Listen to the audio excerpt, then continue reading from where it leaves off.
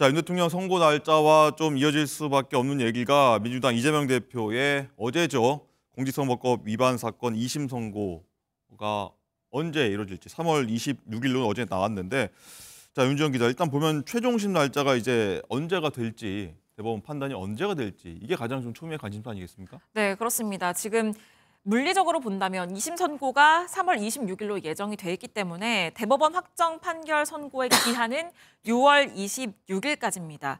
핵심은 이전에 언제 이루어질 것이냐, 이것이 가장 그렇겠죠. 중요한 문제겠죠. 아무래도 지금 조기 대선이 치러진다면 5월 중순이 가장 유력하다, 이렇게 얘기가 되는 상황에서 이재명 대표에 대한 대법원 확정 선고가 그 전에 이뤄지기는 현실적으로는 어려운 상황으로 보여집니다. 왜냐하면 2심 선고가 나게 되면 그 이후에 대법원에 상고장을 제출을 해야 되고 또 소송 기록을 보내고 상고 이유서를 제출을 해야 되는데 네. 이런 과정에만 한 달 정도가 소요가 네. 되기 때문인데요. 이렇게 4월 말 정도에 이런 모든 절차들이 이루어지게 된다면은 그 이후에 이 대법원에서는 상고 이유서를 접수를 하고 이 한 달 안에 선고를 하는 경우는 극히 드뭅니다. 그렇기 때문에 5월 중순 이전에 이 선고가 이뤄지기는 현실적으로 어려운 상황이다. 이러한 얘기들이 나오고 있고요. 네. 다만 이 대법원이 심리 기간을 이례적으로 짧게 잡을 수도 있기 때문에 5월 중순 전에 선고가 이뤄질 가능성이 아예 없는 것은 아니고, 또 법조계 일각에서는 어떤 조기 대선이 치러졌을 경우에 어떤 혼란과 논란 등을 피하기 위해서라도 대법원이 대선 전에 선고를 해야 된다, 이런 목소리들이 나오고 있거든요. 네. 그런 상황에 대해서 이재명 대표 어제 법원에 출석하면서 발언을 했는데 들어보시죠. 구형이 중요한 게 아니라 실체가 중요합니다. 사법부가 현명하게 그리고 정의롭게 실체적 진실에 입각해서 잘 판단하실 걸로 생각합니다. 자, 이 얘기를 가장 유심히 들었을 아마 국민의힘일 것 같은데, 강지원 대변인, 일단은 이 대표는 대선 전에 이거 판결 받듯이 물리적으로 좀 불가능하다, 이런 입장인데, 국민의힘 입장에서는 빨리 나와야 된다, 이런 입장입니다. 언제까지 가능합니까? 이재명 대표가 본인이 어쨌든 사법적인 절차를 지연시키고 있다는 것에 대해서 이제 자백하고 있는 것이 아닌가라고 생각합니다. 지금 뭐 어쨌든 법적으로 정해져 있는 권한으로서 쓸 수 있는 기간은 맞습니다만, 어떻게 보면은 본인이 대권주자로서 그리고 모든 사건에 대해서 억울하다는 입장이잖아요. 무죄라고 지금 생각하고 있는 입장이기 때문에, 그렇다면은 대선이 이루어지기 전에 오히려 재판부에게 나의 사건에 대해서 빨리 처리를 해달라, 내가 모든 것을 털고 무죄로서 국민들 앞에 서고 싶다라고 이야기를 하는 것이 더 국민들의 눈높이에 맞는 것이 아닌가라고 생각을 합니다. 지금 이재명 대표가 뭐 말하자면 항소심 선고가 나오고요. 그리고서는 만약에 100만 원 이상의 형이 나왔을 때는 일주일 안에 상고장을 제출할 수 있습니다. 네. 그러면 그 기간도 뭐 풀로 채우겠다는 것이고, 그 다음에 항소심 때도 그 문제가 있었죠. 소송 기록 접수 통지를 뭐 폐문무죄, 이사불명 이런 형태로 받지 않지 않았습니까? 이런 형태로 조금 시간을 끌고, 그리고 그 서류를 받은 다음에는 20일 후에 그 상고 이유서 제출하는 것도 항소심 때 시간을 거의 다 썼었거든요. 네. 소송 기록 접수 통지도 이재명 대표가 계속 안 받다 보니까 항소심 법원에서 민주당 당대표실로 인편으로 보내기까지 했었습니다. 그랬었죠. 지금 그 얘기하는 것은 대법원 선고 과정에 있어서도 이런 절차들을 다시 하겠다라는 거예요. 이게 지금 대권을 생각하고 있는 사람이 할 수 있는 태도인데, 저는 굉장히 그 부분이 의문이 있고요. 이재명 대표가 정말로 당당하다면 오히려 모든 것을 털고, 지금 진행 중인 다른 사건들도 많지 않습니까? 그 사건들에 대해서도 적어도 1심 판결에도 나올 수 있게 속도감을 높여달라고 이야기하는 것이 맞지 않나 생각합니다. 네. 자, 오늘 권성동 국민의힘 원내대표가 이 대표 재판 관련해서 얘기를 했습니다. 며칠 전에 들었던 것처럼 수위가 굉장히 높습니다. 셉니다. 한번 들어보시죠. 이재명 대표는 혐의에 대해 모두 비상식적인 거짓말로 일관해 왔습니다. 9박 11일간 해외 출장을 가서 골프 치고 낚시하고 관광하면서 사진까지 찍었던 고 김문기 씨를 어떻게 모를 수가 있습니까? 차라리 대학 시절 고시반에서 함께 공부한 저 권성동도 모르는 사람이라고 하십시오. 이재명 대표는 언제나 그런 식입니다. 이재명 대표가 늘어놓는 말들은 A부터 Z까지 다 증거가 없는 부정확한 거짓말 아니겠습니까? 본인이 중도 보수라는 말도 증거가 없습니다. 게다가 이재명 대표는 범죄가 드러날 때마다 거짓말을 곱절로 하며 궤변을 늘어놓습니다. 어제 이재명 대표는 법원으로 출석하면서 세상의 이치라고 하는 게 다 상식과 원칙대로 가게 돼 있다라고 했습니다. 당연합니다. 그래서 이재명 대표는 그 세상의 이치에 따라 법의 심판을 받게 될 것입니다. 네, 김종욱 행정관님, 일단은 보면 최근에 권성동 대표가 이재명 대표를 사기꾼이라고 원색적인 비난을 해서 굉장히 둘 간의 감정 싸움도 있었었고, 또 중앙대 법대 선후배 관계지 않습니까? 굉장히 지금 연일 수위가 굉장히 셉니다. 뭐 제가 또 뭐 이런 얘기 한두 번 한 게 아니어가지고요. 뭐 전 별로 신경을 쓰지 않는데 저는 거짓말쟁이라고 얘기해서 윤석열 대통령 얘기하나 그랬어요. 헌법재판소에서 윤석열 대통령이 내내 거짓말했잖아요. 의원이니 요원이니 인원이니 얘기했었고, 그다음에 시민의 계엄군을 폭행을 했다고 얘기를 하지 않나. 거기다가 경고성 평화로운 계엄을 했다고 얘기하지 않나. 그다음에 선관위에 맨 처음에 보내지 않았다고 얘기했다가 나중에 본인이 좀 상황이 좀 힘들게 되니까 내가 보내긴 보냈는데라고 얘기하지 않았는가. 그러니까 제가 볼 때는 스스로 자당에 있는 분들이 거짓말을 하는 부분에 대해서 좀 비판을 하시고 난 다음에 다른 사람을 공격하는 게 맞는 거죠. 안에서 거짓말하는 사람에 대해서는 끊임없이 계엄에 문제가 있지만 그러나 처벌을 받지 않겠다라고 말도 안 되는 논리들을 내세우는 분들이시지 않습니까? 그리고 이재명 당대표 재판 같은 경우도 마찬가지인데요. 2심 재판부가 뭐라 그랬냐, 검사들한테 공소장 변경을 해라. 너 예를 들면 니네들이 얘기하는 허위사실과 관련된 발언이 어떤 건지 특정을 좀 해줘라 라고 얘기했어요. 네. 근데 검사들이 하는 얘기가 우리는 그럴 필요 없다라고 얘기했습니다. 핵심적인 내용이 뭐냐면 그런 거예요. 골프를 치지 않았다라는 발언을 하지 않았어요. 근데 하급 직원이라 몰랐다라는 얘기 자체가 골프를 치지 않았다라고 인지할 수 있는 발언이라고 얘기를 하니까 2심 재판부가 무슨 얘기야. 정확히 어떤 부분이 허위사실인지 정확히 적시를 해줘라고 얘기를 한 측면이 네. 분명히 있습니다. 저는 그래서 재판 문제와 관련해서 누가 거짓이라고 얘기할 수 없는 상황이다. 2심 재판부도 검찰이 제기한 증거에 대해서 이게 명확치 않으니까 공소장을 변경하라고 얘기했다면 쌍방이 다투는 문제인 거지 않습니까? 근데 쌍방이 다투는 문제를 가지고 저희 이 국민의힘에 있는 원내대표는 다툼의 한 측인 이재명 당대표가 거짓말을 한다라고 또 거짓말을 하고 있는 거나 마찬가지 상황이기 때문에 재판 결과를 따르시면 된다. 본인들이 그랬잖아요. 윤석열 대통령과 관련해서 변호인단이 180일 꽉 채워라라고 얘기했었잖아요. 그거 주장할 수 있는 겁니다. 헌재가 판단할 문제인 거고 이재명 당대표도 마찬가지입니다.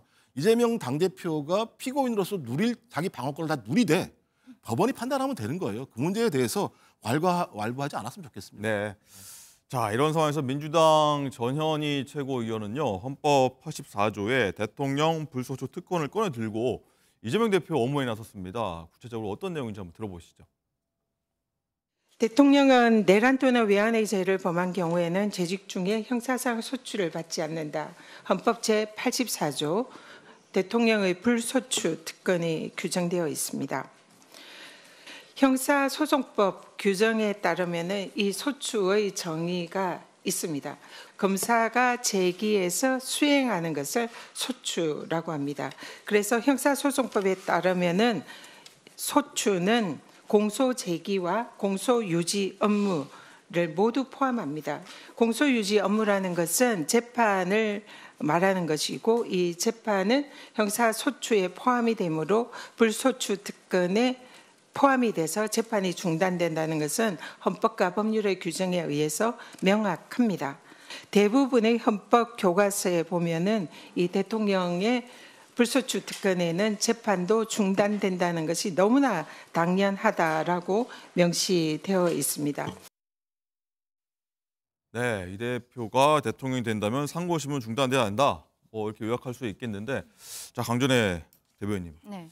이 해석이 굉장히 분분합니다. 이거 두고서 어떻게 좀 바라보고 계십니까? 그러니까 지금 해석이 분분하다고 네. 말씀하시잖아요. 이재명 대표가 한 방송에 나와서 본인이 이제 대통령이 되게 되면은 재판 자체도 중지된다는 것이 법조계의 다수설이다라고 네. 이야기를 했는데 다수설이면 이렇게 많은 언론에서 이 이야기를 왈가왈부하고 있겠습니까? 그게 아닌 것이죠.